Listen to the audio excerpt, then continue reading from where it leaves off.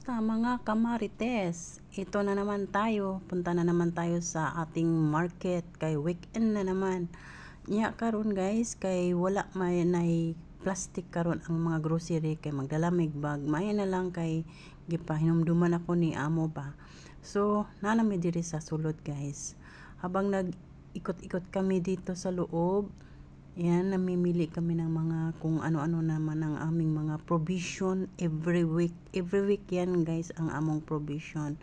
So, karon medyo 2 weeks ang ano namin, ang pamalingki namin ngayon, budget namin ngayon kasi sa Sabado nga aalis nga si amo. So, hindi kami makapag market ng isang weekend. So, next weekend na naman. So, dito na po ako sa loob.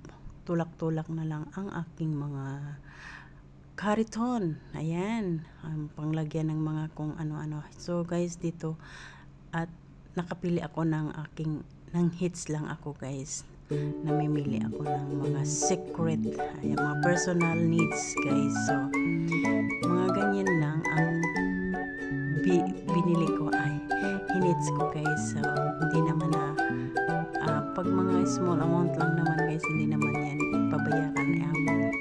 So, maliit lang muna ang aking kinuha. Ayan. So guys, doon na tayo. Ikot tayo doon sa likod kay medyo marami-rami pa tayong dudukotin. So, dito na tayo sa mga tissue. Ayan guys, nakakuha na ko ng tissue. So, natapos na rin ang aming pag-iikot at natapos na rin ang aming pagdaan ng cashier. Ayan. So, dito na kami guys. At tinutulak na ni madam ang kariton kay uwi na kami. Ayan guys. So, uwi na kami yan guys. So, ako na lang mag-isa magtulak kay lisod po kung kauban pa ako kung amo magtulak.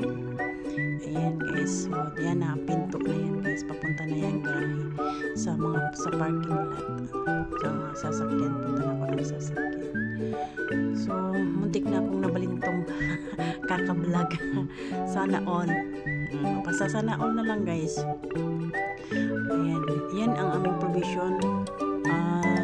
Last week yan guys, pero this week hindi kami nagano.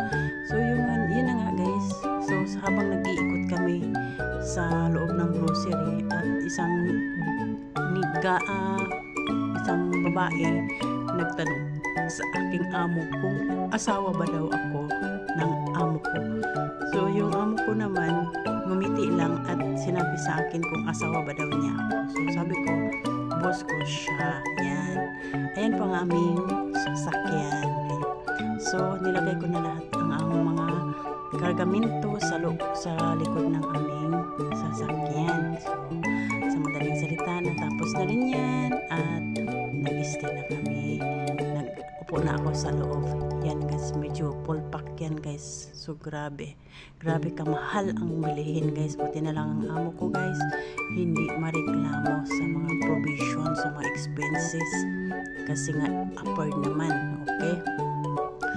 So, habang naghintay ako sa amo ko, nagbablog na naman si Inday, nagbablog naman ang inyong mga kamarites. Ayan, bilisan mo amo, kasi yung amo ko nandyan, papunta na.